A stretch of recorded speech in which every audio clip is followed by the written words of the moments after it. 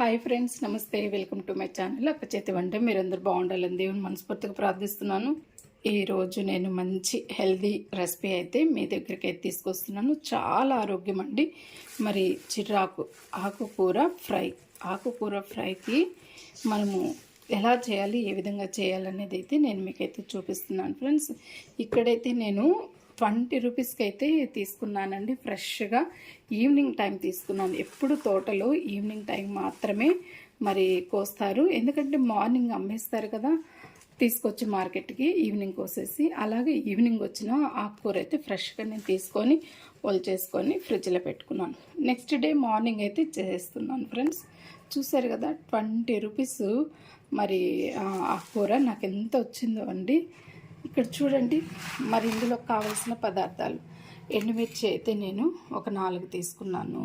అంటే ఇక్కడ 2 ఎండుమిర్చిని రెండిటికి కట్ చేశాను ఒక్కొక్క దాన్ని, అందుకని ఇక్కడ 4 వచ్చాయి. అలాగే ఇక్కడ చూడండి, ఒక ఆనియన్స్ తీసుకొని సన్నగా ఇలాగా తరిగేసుకోవాలి, పొడవుగానే తరుక్కోవాలండి.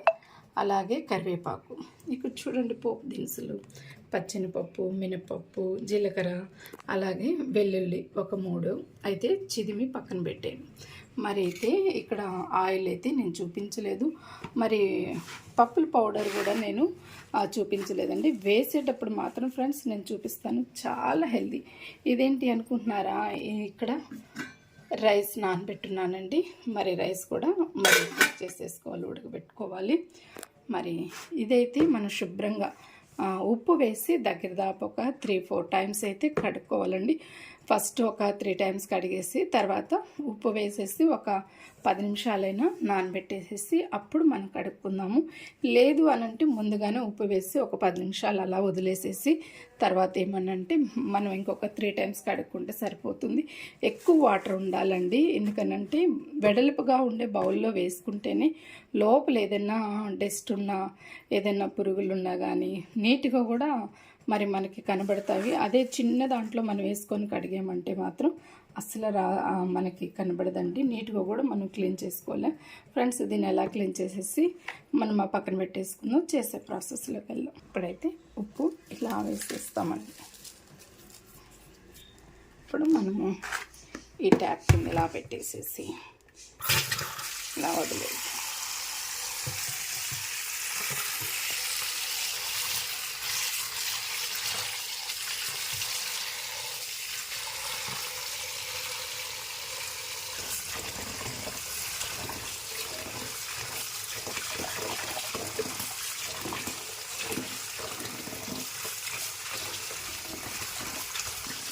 ఇట్లా మనం ఒక 10 నిమిషాలు ఇలాగే ఉంచేస్తామండి.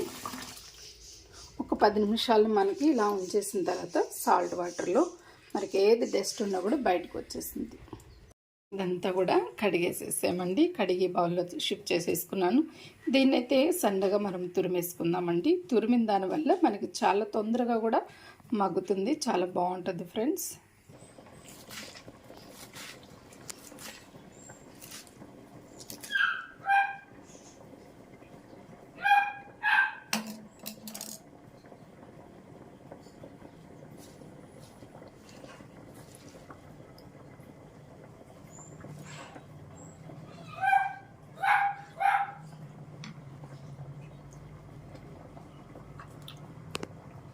ఇలా మొత్తము చిన్నవిగా మనము కట్ చేసి పక్కన పెట్టేసుకున్నాం కదండి. ఇప్పుడైతే మనము పోపు వేసేసుకుందాం. స్టవ్ వెలిగించి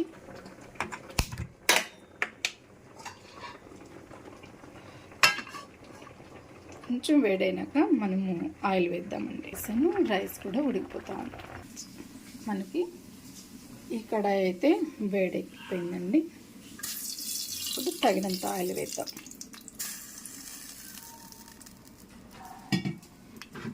పోపు దినుసులు వేసుకున్నాం. కొద్దిగా ఆయిల్ మరిగిన తర్వాత పోపు దినుసులు వేసుకున్నాం. ఇక్కడైతే మనకి ఆయిల్ మరిగిపోయింది కదండి. ఇప్పుడైతే వెల్లుల్లి అయితే ఒక 3 చిదిమేసేసాము. ఇది కొద్దిగా ఫ్రై అయిన తర్వాత ఎండుమిర్చి కూడా వేసేద్దాం. అయితే ఇప్పుడు ఇందులోనే మనము ఎండుమిర్చి కూడా వేసేద్దామండి.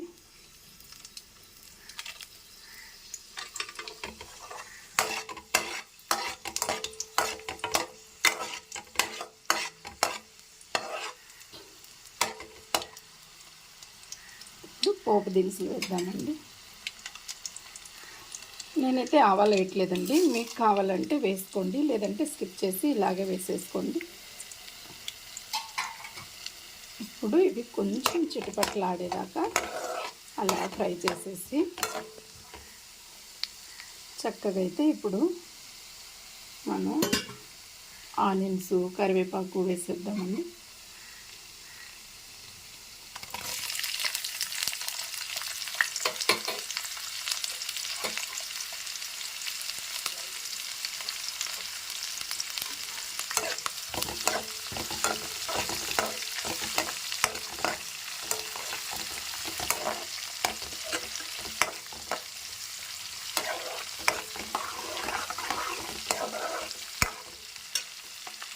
కొద్దిగా కరివేపాకు వేసేస్తాం.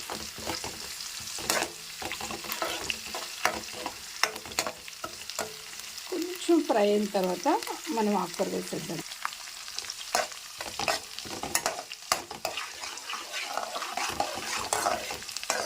మనం పులుసు కూరలు చేస్తాం కదండి, కొద్దిగా కడిగి ఎండకు పెట్టిన తర్వాత డేక్షాలు అనేది ఇలా ఉండదు.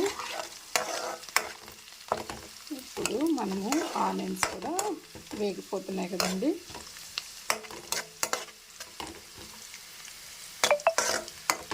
ఇప్పుడైతే ఆకుకూర వేసేద్దామండి. మనం కొంచెం రెడ్డిష్ దాకా వేగించుకున్న తర్వాత ఇప్పుడు మనమైతే ఆకుకూర వేసేస్తున్నాం. చూస్తారు కదా, సన్నగా తురుముకున్న ఆకుకూర ఇందులో ఇలా వేసేస్తున్నాం.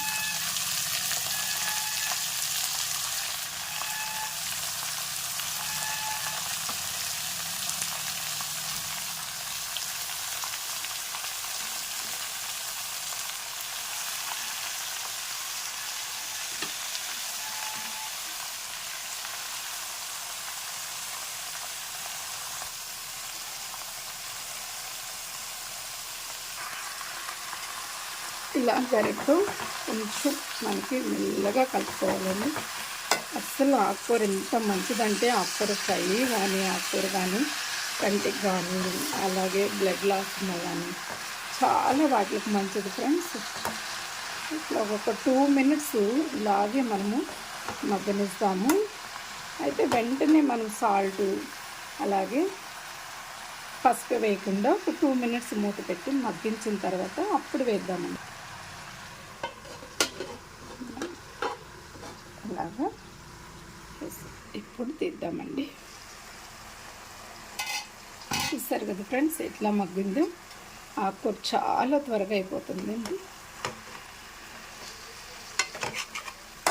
మనం ఎంత ఆకుకూర వేస్తే ఎంత కొంచెం అవుతుందో చూసారు కదా.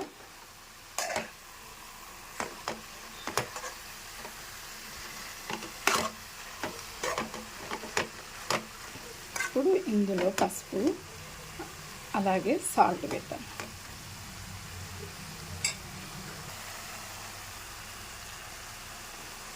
తగినంత పసుపు వేస్తుంది, సాల్ట్ తగినంత సాల్ట్ మాత్రం చూసుకొని వేసుకోవాలి ఫ్రెండ్స్, ఎందుకంటే మళ్ళీ ఎక్కువైనా కూడా కష్టము. ఎందుకంటే ఇది ఫ్రై టైప్ కదండి మనకి, అందువల్ల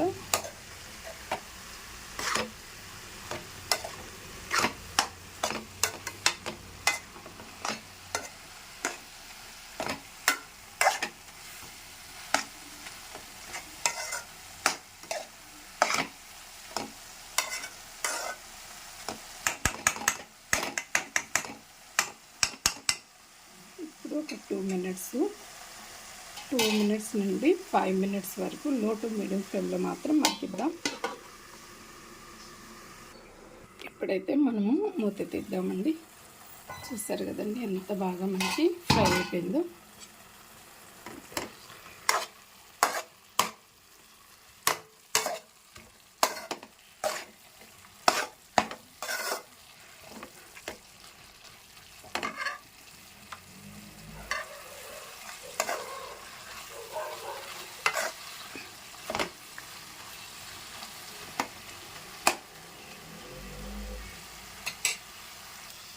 ఇలా మనకి ఆయిల్ పైకి తేలేంత వరకు మనమైతే ఫ్రై చేసేసుకోవాలండి. ఇలా చేసేసుకున్నాం కదా. ఇప్పుడైతే చివరగా నేనైతే పుట్నాల పప్పు పౌడర్ అయితే వేస్తున్నానండి. అంటే బద్దపప్పుతో చేసిన పౌడర్.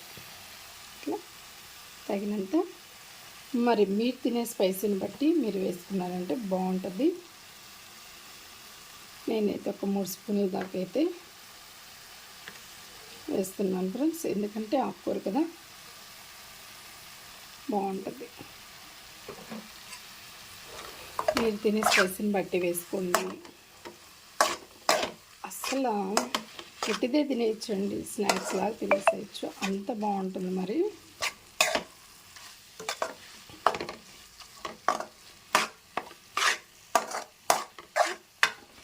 2 మినిట్స్ అలా మనము కలిపేసి ఒక 2 మినిట్స్ మూత పెడతాము. మూత పెట్టేసి అప్పుడు ఆపేద్దాం. ఒక 2 నిమిషాలు పౌడర్ వేసాం కదా, అందుకని ఒక 2 నిమిషాలు అలా మనం ఆవిరికి మరి ఉడికితే బాగుంటుంది. ఇప్పుడు చివరిగా తీద్దామండి.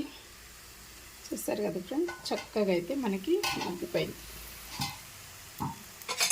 ఇలా కలిపేసుకొని లాస్ట్ ఫైనల్గా మనము స్టవ్ ఆపేసుకోవాలి. చూసారు కదా మనం ఎంత ఆకేసామో, ఎంత కొంచెంగా ఉందో కదా. ఇదండి ఫ్రెండ్స్, పర్ఫెక్ట్గా సాల్ట్ అన్నీ మీరు చూసుకొని వేసుకోండి. ఎలా ఉందో కూడా నేను చెప్తున్నాను. చూసి గరిటెకి ఉంది కదా, దాన్ని తీసుకున్నాను. చాలా బాగుంది ఫ్రెండ్స్. ఫస్ట్ టైం మన ఛానల్ కానీ చూసినట్లయితే సబ్స్క్రైబ్ చేసుకోండి, ఒక లైక్ చేయండి, షేర్ చేయండి. ఎలా ఉందో మీరు తయారు చేసి నాకు కామెంట్ సెక్షన్లో తెలియపరచండి ఫ్రెండ్స్. నమస్తే ఫ్రెండ్స్, బాయ్.